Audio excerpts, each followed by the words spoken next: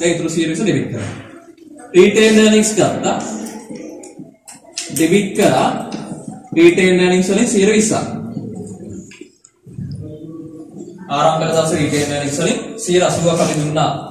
Parent 120ක් NCA එකට දෙනවා.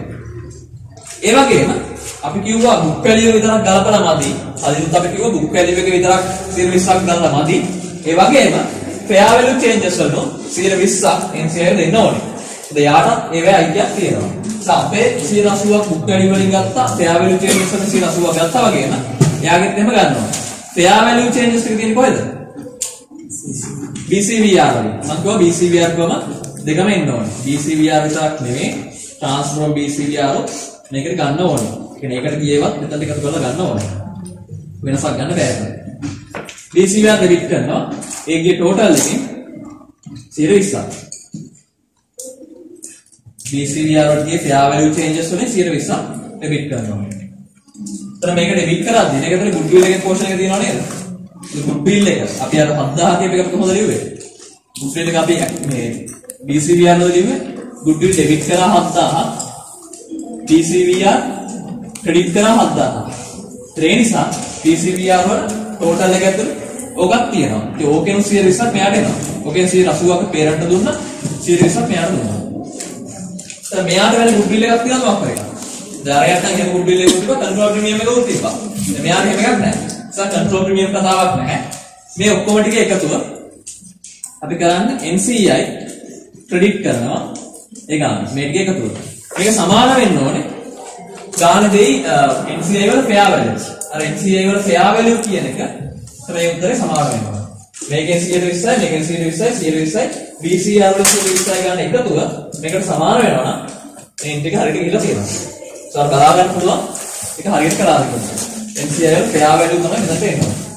මේක ඩෙබිට් කරා NCI ක්‍රෙඩිට් කරා.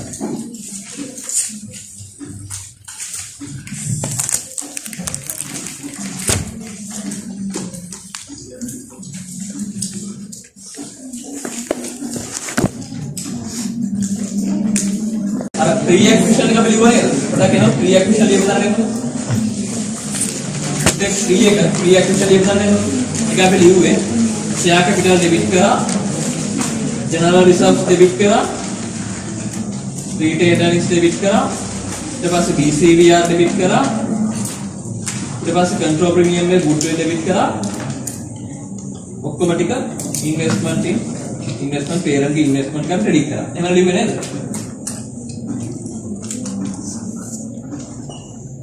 ඒක ලියුවාට පස්සේ එතන යටින් තාම පොඩි එන්ට්‍රි එකක් එන්න ඕනේ. ඒකම ඇයි එහෙම එන්නේ මොකක්ද ඒකේ හේතුව කියලා කියන්න. දැන් මේක ලියා ගන්නකො.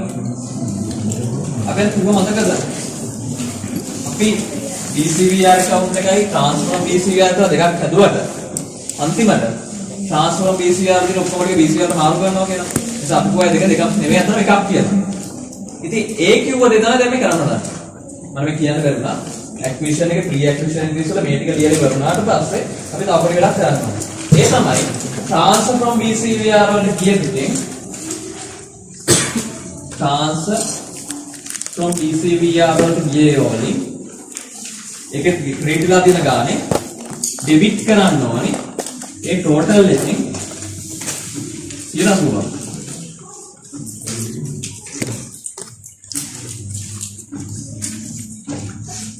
කරන්න ඕනේ pre-acquisition එකේ මේ ටික ලිව්වට පස්සේ transfer from BCVR වල තියෙන ඒවා BCVR වලට ගේන්න ඕනේ.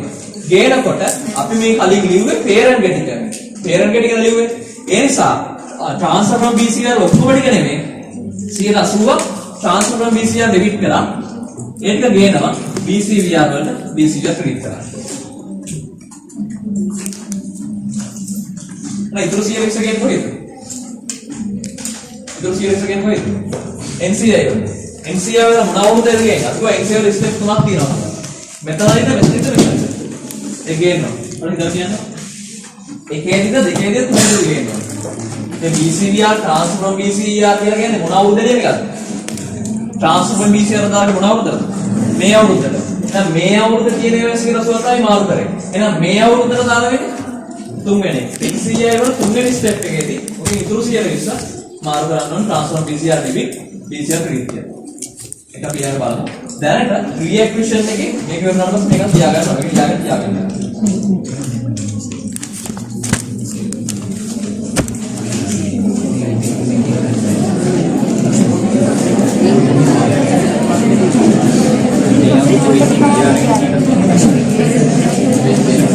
මේක මේ සමහර කරන දේවල් රැෂනලයිස් කරන්න බෑ. ඒක නෙමෙයි කරන්නේ කියන්නේ. හරි. මේක හැම එකම මොකක්ද මේක ලොජික් එක කියලා කියන්න බෑ.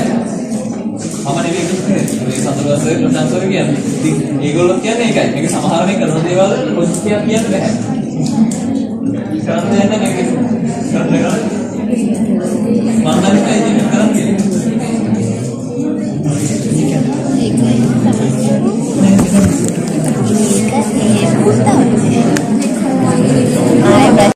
අපි කියන්නේ මේ BCVR select කරනකොට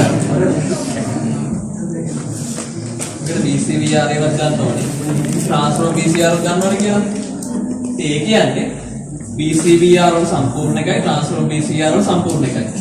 හරිද? මේක මෙහෙම ගන්න එපා. දැන් මෙතන අපි ගන්නේ transform BCVR 180ක් මෙතන ඩෙබිට් කරලා මෙතන 180ට ක්‍රෙඩිට් වෙන්නේ. මෙතන 180ට ක්‍රෙඩිට් වෙන්නේ. ඒකෙන් දැන් මෙතනක් ගන්න එපාද? මෙතන 180ක් මෙතන ඩෙබිට් කරන්න නේද? ඒකෙන් 180ක් ගන්න එපා. මේක වෙනම ගන්න. ඒකයි මම වෙනම ලිව්වේ මම මේක. නැත්නම් දැන් කෙනෙක් වුණාම මේක ක්‍රෙඩිට් කරලා මේක ඩෙබිට් කරලා ඊට පස්සේ මේකෙන් අරගෙන එහෙම යන්න එපා. මේක මෙහෙම කරන්න. මෙතන BCVR මෙතන ඩෙබිට් කරනකොට BCVR සම්පූර්ණ ටෝටල් එක ගන්න. transform BCVR සම්පූර්ණ ටෝටල් එක ගන්න. මෙතන මේ කියන 180 නෙමෙයි. මේ දෙකේම සම්පූර්ණ ටෝටල් එක ගන්න. ටෝටල් එක 100% ගන්න මේකේ. අරගෙන ඒකෙන් 180ක් මෙතන ඩෙබිට් කරන්න. මේක වෙනම දාන්න. මේක වෙන පටල ගන්න එපා මේක.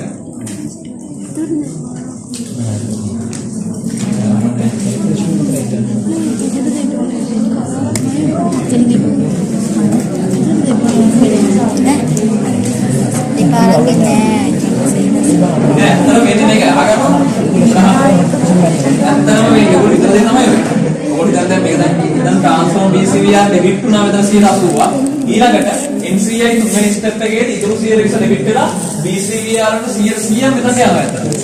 ඒක තමයි අපි අතන මෙතනින් 180ක් ගන්න මේක. හරිද? මේ BCVR ඩෙබිට් කියලා අපි ගන්නකොට මේ ඔයා වෙන් කරපු එක මෙතන ඇතුළත් වෙනවා. ඒකත් එක තමයි මේ 180ක් ගන්න. ඒක හරි. ඒක තමයි මම කිව්වේ transform BCVR එකත් මෙතන ගන්න කියලා. මේ කැලේ විතරක් නෙමෙයි. දැන් හිතන්න transform BCVR එකේ 5000ක් තියෙන කියලා. ඒක 5000ේ 180ක් මෙතන හර කරා 4000ක්. BCVR ක්‍රිට්ුණා 4000ක්. මම කියන්නේ මෙතන මේ 180 ගණින්දී මේ 4000න් 180ක් ගන්න එපා. BCVR ක්‍රිට් වෙච්ච 4000න් 180ක් නෙමෙයි 5000න් 180ක් ගන්න. දැන් ගානවල දෙනවා. හේතුව පදනම් මේකයි. ඒකේ පදනම් මේකයි. පදනම අපි මේකේ මෙතන මේ කෑල්ලක් ලිව්වට ඉතුරු කෑල්ල පස්සේ ලියනවා. ලිව්වට පස්සේ ඇත්තටම transform BCVR වලට 5000 ඩෙබිට් වුණා වෙනවා. සහ BCVR වලට 5000 ක්‍රෙඩිට් වුණා වෙනවා. ඒ නිසා තමයි කියන්නේ මේ සම්පූර්ණ එක ගන්න. BCVR සම්පූර්ණ කරගෙන ඩෙබිට් කරනවා කියලා සුවපත්. ක්ලියර්ද? ඒකම ගන්න ටිකක් කරන්න ඕන තමයි තේරෙන්නේ. මෙතන ඩෙබිට් කරන්න කියලා සුවපත්. මෙතන 100 ගන්න. අර අපි හිතියේ දැන් කරේ NCI වල ඇක්ටිවේෂන්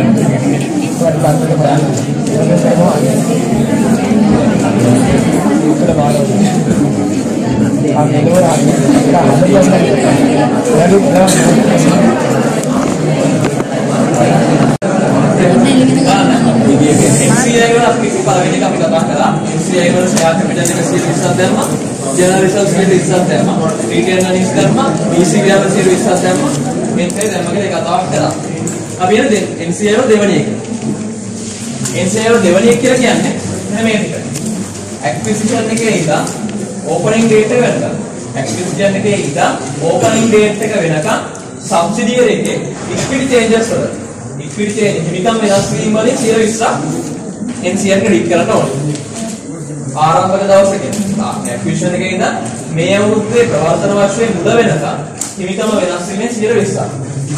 සාමාන්‍ය ෂෙයා කැපිටල් වෙනස් වෙන්නේ නැහැ. සාමාන්‍ය ෂෙයා කැපිටල් වෙනස් කරන අපිට දෙන්නේ නැහැ. නිසා share capital වෙනස් වෙන්නේ නැහැ සාමාන්‍යයෙන්. ඒ නිසා general reserve එක ගන්න. general reserve එක අරගෙන debit කරන්න මේ changes වලින්. and general reserve වල changes වලින්. change in general reserve දවස් එක දාගන්න. acquisition එකේ ඉඳන් from acquisition to current year opening. ඒකෙන් series එක.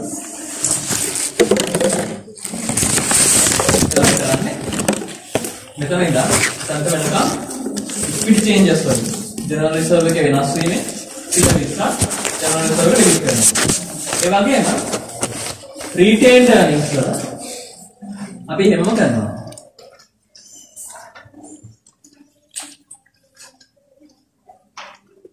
ඒ මොකද changes මොකද වෙනවා?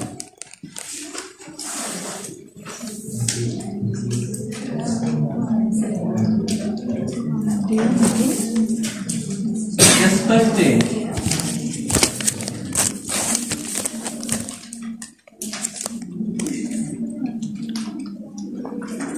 Change में adjusted change in retained earnings මෙතන ඉඳන් මෙතන වෙනකන් 120ක් වෙනවා. adjusted කියන්නේ ඒක උන්ට. එහෙනම් adjusted කියලා කියනවා. හේතුව දැන් ඔයාලා මතකද අපි අර මේ දැන් ඉතින් අපි අර BCB ආන මුලින්ම කරේ අපි හිතමු ලෑන්ඩ් එකක් fair value කරනවා. ලෑන්ඩ් එක නවුලක් නැහැ. ඉතින් අපි හිතමු මේ ෂෙයා වෙන වත්තම ප්ලාන්ට් එකක් වගේ fair value කරනවා. ඒක fair value කරාම වත්තම යගේ මොකද්ද වෙන්නේ? වැඩි වෙනවා. તો ෂෙයාර් මොකක්ද වෙන්න ඕනේ? ෂෙයාර් හැම අවුරුද්දකම වැඩි වෙන්න ඕනේ. මෙතන ඉඳන් එක් කරාට පස්සේ මේ අවුරුද්ද අතර ෂෙයාර් වැඩි වෙන්න ඕනේ. මෙතන ෂෙයාර් වැඩි වෙන්න ඕනේ. ඒක මේ රීටේනර්ස් වල වෙනස් වීම අතර ගැලපීලා තියෙනවද? ඒවා ඇඩ්ජස්ට් වෙලා නැහැ. මේ තියෙන ඒගොල්ලන්ගේ ඉන්ඩිවිජුවල් බුක්ස් වලින් ගත්ත ඒවානේ. ඒවා ඇඩ්ජස්ට් වෙලා නැහැ ඒගොල්ලන්ගේ. අර ඒ වගේ ඇක්විසිෂන් එකේදී ඔයා කරපු දේවල් නම් මොනවා හරි වෙනවනම් ඇක්විසිෂන් එකේදී ඔයා කරපු දේවල් හන්ද මොනවා හරි මේ ප්‍රොෆිට් වලට වෙනවනම් ඒවා ඇඩ්ජස්ට් කරන්න ඕනේ. ඒවා ඇඩ්ජස්ට් කරලා ගත්ත රීටේනර්ස් වල චේන්ජ් එකේ 120ක් ගන්නවා.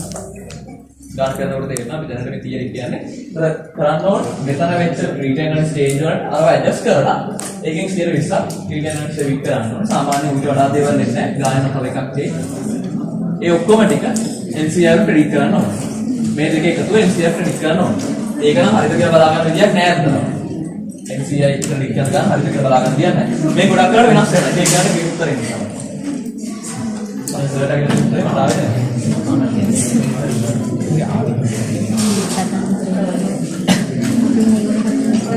අනිත් මේවත් තියෙන ඔයගොල්ලෝ බැලුවොත් LMS එකේ තියෙන ආන්සර් එකේ ඒකේ සුළු කරන විදිහ එක විදියක් දාලා තියෙනවා. ආන්සර් එක තව එකක්. මේ කවුරුරේ ආන්සර් එක දරුවා නම් ඒකේ සුළු කරන විදිහ දාලා තියෙනවා. මොකක් හරි ගානකින් සුළු කරලා 120 කියලා දාලා තියෙනවා. ඒක සුළු කරාම එක උත්තරයක්. දැන් දා සුළු කරලා දාලා තියෙන උත්තරය. මම දන්නේ මොකද්ද පිළිගන්නේ කියන්නේ. මේක තමයි. ඉතින්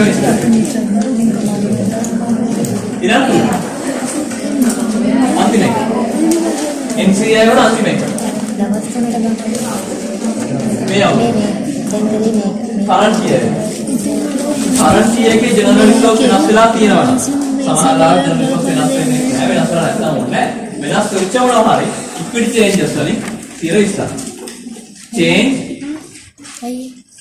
in general reserve in current year මේ අවුරුද්දේ මොන හරි වෙනස් වුණා නම් ඒකෙන් 120ක් NCI එකට දෙනවා.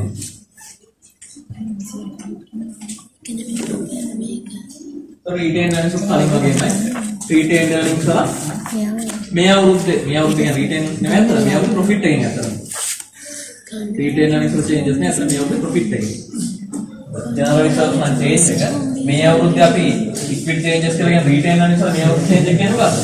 profit එක basically එන්සා profit එක ගත්තා මේ අවුරුද්දේ profit එක ගත්තා profit after tax එක ගත්තා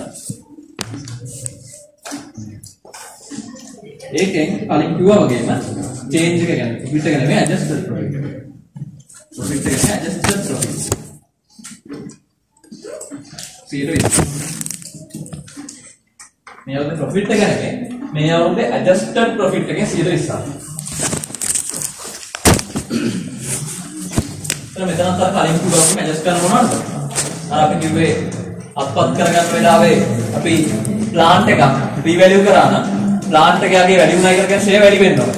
ෂෙයා වැඩි වෙන්නේ මේ අවුරුද්ද විතරක් නෙමෙයි. මේ අවුරුද්දත් වැඩි වෙන්නේ නැහැ. ඒක ඇඩ්ජස්ට් කරලා නැහැ.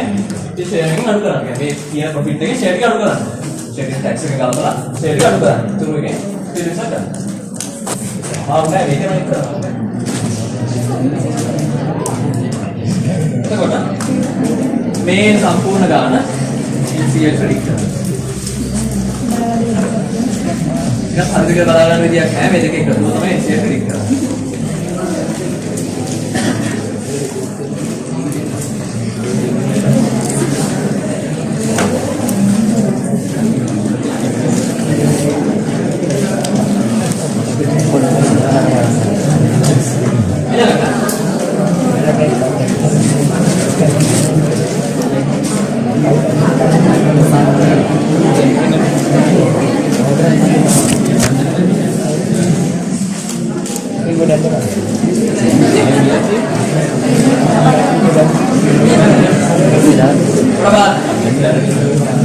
අපි කතා කරමින් ඉන්නේ NCL තුන්වෙනි ස්ටෙප් එක ගැන.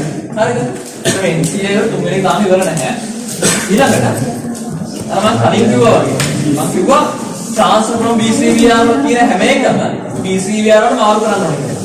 මම කිව්වනේ transfer from BCVR account එකේ තියෙන ඔක්කොම ටික BCVR වලට මාරු කරන්න ඕනේ. එතනදී අපි parent ගේ ටික 180ක් අපි කලින් මාරු කළා. දැන් ඉතුරු 120 දැන් මාරු කරන්න ඕනේ. අපි ලියන්න ඕනේ. මේක යන්නේ මේ තුන්වෙනි පියවර යන්න තමයි ඔබ ලියනවා. transfer from BCVR මේ ඔක්කොම ටික මේ ගණන් නැතුව නිකන් කරන්නේ ගොඩ ඉඳන් පිරනවා වගේ ඇති. ගාන කරලා බලමු ඉන්නට. transfer from BCVR වලට එන්න ඕනි ගානේ. කියන්නේ total එකෙන් 120ක්. transfer from BCVR debit කරන්න ඕනේ. ඒ ටික BCVR account එකට credit කරන්න ඕනේ. transfer from BCVR ගේ 180 අයින් කරා. දැන් ඉතුරු 120ක් අයින් කරා. කියන්නේ transfer from BCVR account එක වැඩිලා යනවා. ඒක මේ අවුරුද්ද විතරක් හදපු එකක්.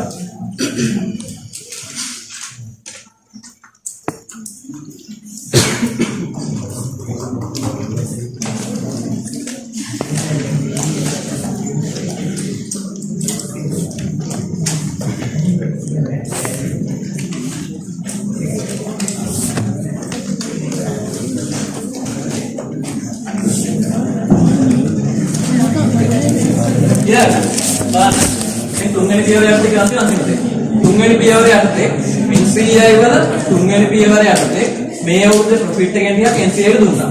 මේ ට්‍රාන්ස්ෆෝම් BCR ටික මාරු කරා. අන්තිම එක දැන් බලන්න ගානේ තියෙන පුළුවන් දීලා සබ්සිඩියරි එකෙන් ඩිවිඩන්ඩ්ස් ගෙවුවා කියලා. සබ්සිඩියරි එක ඩිවිඩන්ඩ්ස් ගෙවනවා. ඩිවිඩන්ඩ්ස් ගෙවනකොට අපිට ඩිවිඩන්ඩ්ස් හම්බ වෙනවා 180ක් අපේ අයිති තියෙන හන්දා. NCI එක ඩිවිඩන්ඩ්ස් හම්බ වෙනවා 120ක්. හරිද? එතකොට මේ අපිට ඩිවිඩන්ඩ්ස් හම්බ වෙන එක වෙනම කතාවක්. ඒක ඉන්ටර් ගෲප් ට්‍රාන්සැක්ෂන් එකක් නේ. කියන්නේ අපි සහ පේරන්ට්ස් සහ සබ්සිඩි අතර වෙන එකක් නේ. ඒක ඊළඟ එක පස්සේ බලමු. ඒක ඉන්ටර් ගෲප් ට්‍රාන්සැක්ෂන් එකක්. එතකොට මේ 120 කියන්නේ සබ්සිඩියරි එකේ ඩිවිඩන්ඩ්ස් කියවනකොට ඒකේ 120ක් NCA ට හම්බ වෙනවා. හරිද? ඒක ප්‍රශ්නයක් නෑ ඉන්ඩිවිජුවල් ගෲප්ස් අතර. එතන පොඩි ප්‍රශ්නයක් තියෙනවා. මොකද හේතුව දැන් ප්‍රොෆිට් එක විදියට දැන් අපි සාමාන්‍ය ඩිවිඩන්ඩ්ස් කියවන්නේ කොහොමද? ප්‍රොෆිට් ආෆ්ටර් ටැක්ස් එක අරගෙන ඊට පස්සේ අපි ඩිවිඩන්ඩ්ස් අලු කරන්නේ මේකෙන්. මේක ඉක්විටි චේන්ජස් ඉන් ඉක්විටි ස්ටේට්මන්ට් එක ගෙනහිල්ලා පස්සේ මේක අලු කරන්නේ නේද? මේකෙන් පස්සේ මේක අලු කරන්නේ. දැන් දැනට මේ අරගෙන තියෙන මොන ප්‍රොෆිට් එකෙන්ද මේ 120ක් දීලා දෙන්නේ? ප්‍රොෆිට් ආෆ්ටර් ටැක්ස් එකෙන්. ඇඩ්ජස්ට් කරලා අරගත්ත ප්‍රොෆිට් ආෆ්ටර් ටැක්ස් එකෙන්ම 120ක් දීලා දෙනවා. එහෙම නේද? මේකෙන් 120ක් දුන්නා කියලා කියන්නේ මේකට ඩිවිඩන්ඩ්ස් උත් දීලා දෙනව නැද්ද? දැන් මේක 1000යි නම් ප්‍රොෆිට් ආෆ්ටර් ටැක්ස් එක 1000යි නම් ඩිවිඩන්ඩ්ස් 200යි නම් ඊට ඉතුරු ලාභය බෙදනවා වෙනුවට අපි මෙතන කරලා තියෙන්නේ මේ 1000ෙන් තමයි බෙදීම කරලා තියෙන්නේ. 1000 අපිට ටිකයි, පේරන්ට් ටිකයි, NCA ටිකයි. 120ක් 1000ෙන් තමයි බෙදලා තියෙන්නේ. එතන මේ 200 ඩිවිඩන්ඩ්ස් කියලා කියන්නේ මේ 1000 ඇතුලේ තියෙන එකක් නේද? මේ 1000 ඇතුලේ මේ ඩිවිඩන්ඩ් තියෙනවද නැද්ද? තියෙනවනේ. කියන්නේ මේකෙන් 120ක් මෙයාට දුන්නා කියන එකේ තේරුම. දැන් තමයි ඩිවිඩන්ඩ්ස් දීලා නැද්ද අපි? දැනටමත් මේ ප්‍රොෆිට් එක බෙදනකොට NCI ට ක්‍රෙඩිට් කරලා නැද්ද දැනටමත් ඩිවිඩන්ඩ්ස්. ඩිවිඩන්ඩ්ස් දැනටමත් ක්‍රෙඩිට් කරලා ඉවරයි. එහෙමනම් ඒගොල්ලෝ තවත් මේ බුක්ස් වල ඉන්ඩිවිජුවල් බුක්ස් වල ඩිවිඩන්ඩ්ස් දැම්මම මොකක්ද වෙන්නේ? ඒක ඩබල් කවුන්ට් වෙනවා. ඒ කියන්නේ ඒගොල්ලෝ දාලා දෙනවා දැන් අපි දාලා දෙනවා. දෙපාරක් දාලා දෙනවා දැන්. ඒ නිසා අපි කරන්න ඕනේ ඒගොල්ලෝ දාපු මොනවද කරන්න ඕනේ? අයින් කරන්න ඕනේ. ඒගොල්ලෝ දාපු ඩිවිඩන්ඩ්ස් එක අයින් කරන්න ඕනේ. අයින් කරන්නේ කොහොමද? එතන මේ NCI වලට කියන්නේ දෙපාරක් මේ ගිහිලා තියෙනවා. ඒ නිසා අපි NCI වලින් අයින් කරනවා. දැන් මෙයාට හම්බෙන පෝෂන් එක දැන් වැඩි. එකපාරකුත් දැන් මෙහෙම අපි දාලා තියෙනවා. තව පාරක් මෙහෙම ගිහිලා තියෙනවා. ඒ නිසා අපි කරන්නේ NCI ඩෙබිට් කරන්න ඕනේ. NCI වලින් අයින් කරලා යාගේ මේක දැන් අයින් කරන්න ඕනේ. අර ඩිවිඩන්ඩ්ස් වලින්. සබ්සිඩියරි එකේ ඩිවිඩන්ඩ්ස් වලින්. මේ සබ්සිඩියරි එකේ දීපු ඩිවිඩන්ඩ්ස් වලින් 120ක්. සබ්සිඩියරි එකේ දීපු ඩිවිඩන්ඩ්ස් වලින් 120ක් මෙයාට අපි දීලා තියෙනවා. කලින් දීලා තියෙනවා. ඒ කලින් දීපු ටික අයින් කරනවා. ඒ වගේම අපේ සබ්සිඩියරි එකේ ඩිවිඩන්ඩ් පේමන්ට් හරි ඩිවිඩන්ඩ් පේඩ් හරි මොකක් හරි කියලා. ඒකෙනුත් අයින් කරනවා. ඩිවිඩන්ඩ් පේඩ් account එක ඩෙබිට් වෙලා ඇති. ඒකෙනුත් ක්‍රෙඩිට් කරන්න ඕනේ. මේ ගාන. 120ක්.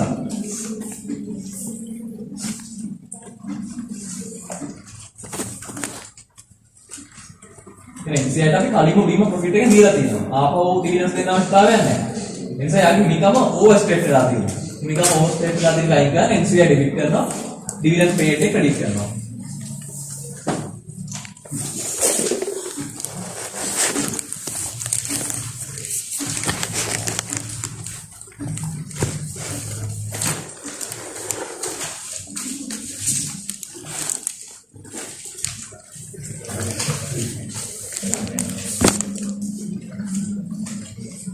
NCI step එක ප්‍රොෆිට් එක දැම්මා ට්‍රාන්ස්ෆෝම් DCR එක දැම්මා මේ ඩිවිඩන්ඩ් එක දෙපාරක් දාලා අයින් කරා.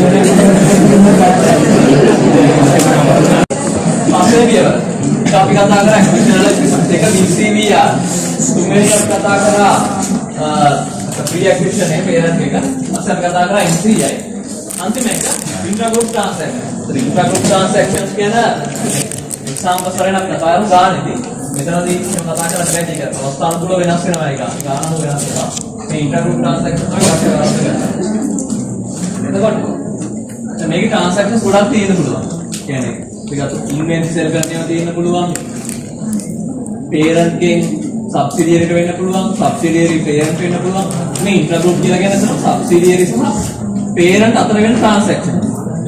මේවා ඒගොල්ලන්ගේ individual books වල අවුලක් නැහැ. ඒගොල්ලන්ගේ individual books වල මේ transactions තිබ්බට අවුලක් නැහැ. හැබැයි group එකට එනකොට මේ දෙනා එක්කෙනෙක් වෙනකොට මේව transaction එකක් දෙන්නගේ පොතල තියෙන්න බෑ.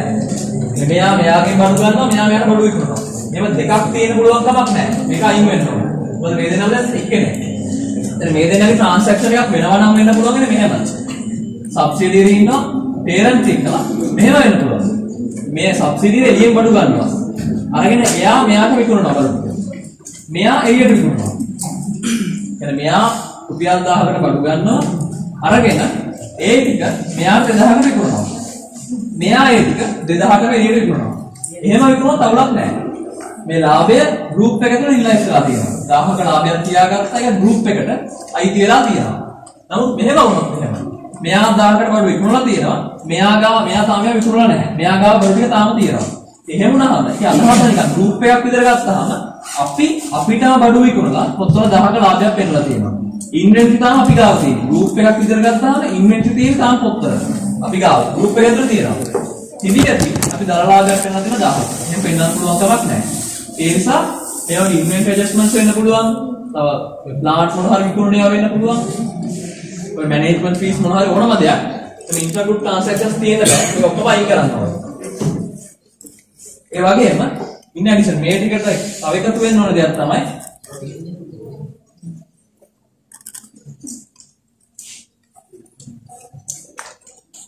දැන් අපි කිව්වා සබ්සිඩියරි එක ඩිවිඩන්ඩ්ස් දෙනකොට එකෙන් 180ක් පේරන්ට් 120ක් NCI ට. ඒතර මේක අපි ඇඩ්ජස්ට් කරානේ. NCI එක අපි ඇඩ්ජස්ට් කරා. හරි. මේ 180 එයා දෙන ඩිවිඩන්ඩ්ස් වලින් ඉතුරු 180. ඒ ටික කාටද හම්බ වෙන්නේ? පේරන්ට්.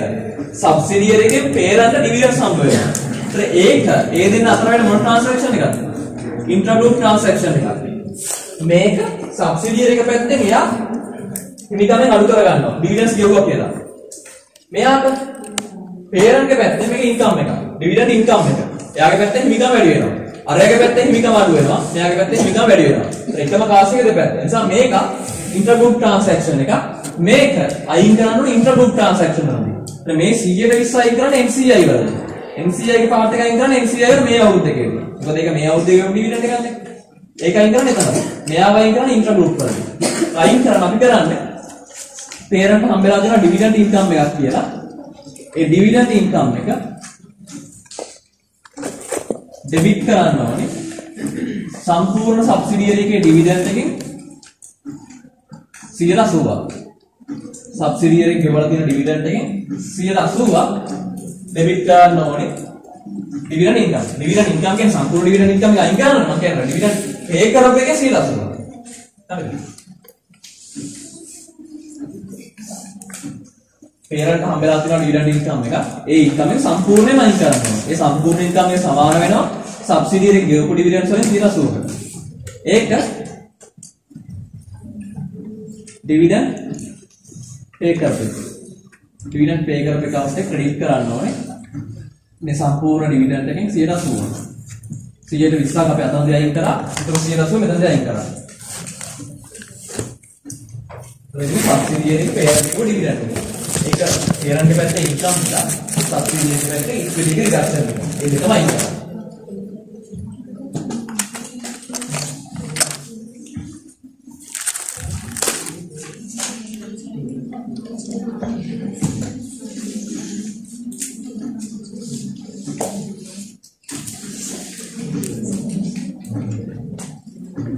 එතකොට ගානේ ඔය පියවර පහ තමයි කරන්නේ. acquisition analysis කරා, දෙවෙනි එක BCBR, තුන්වෙනි එක pre acquisition, හතරවෙනි එක NCI ස්ටෙප් තුනක් තියෙනවා. අන්තිම එක intra group transaction. ඒක ගාන මෙහෙම කරන්න. ඒ කියන්නේ කපාරට මේ මුළු ස්ටේට්මන්ට්ස් ගහගන්න යන්න එපා. මේක ස්ටේට්මන්ට් දාලා කරන්න අමාරු වෙනවා. බෝඩ් එක මේක කරන්න කරන්න බෑ ඒක. මුලින්ම මෙහෙම ලියාගෙන debit credit දාගන්න. මට නම් ඉතින් මම දන්නේ ලකුණු දෙන විදිය. මේ තමයි ලකුණු දෙන වැට්ටේ. ඒ කියන්නේ debit credit වල ගැළපීමට තමයි ලකුණු දෙන වැට්ටේ. අර ටූ අනම්මනන්වත් නෙවෙයිනේ. ඒ නිසා මුලින්ම මේක තියාගන්න. ඊට පස්සේ ස්ටේට්මන්ට් දාන්න. මේ දිනේතකොට ගාන හදන සම්පූර්ණ ප්‍රොසෙස් එක රෝඩ්ලි ඔක්කොම කියලා තියෙනවා. අපි ගාන හදමු. මේක කරන්න ඇවිල්ලා. දැන් මේක ගන්න.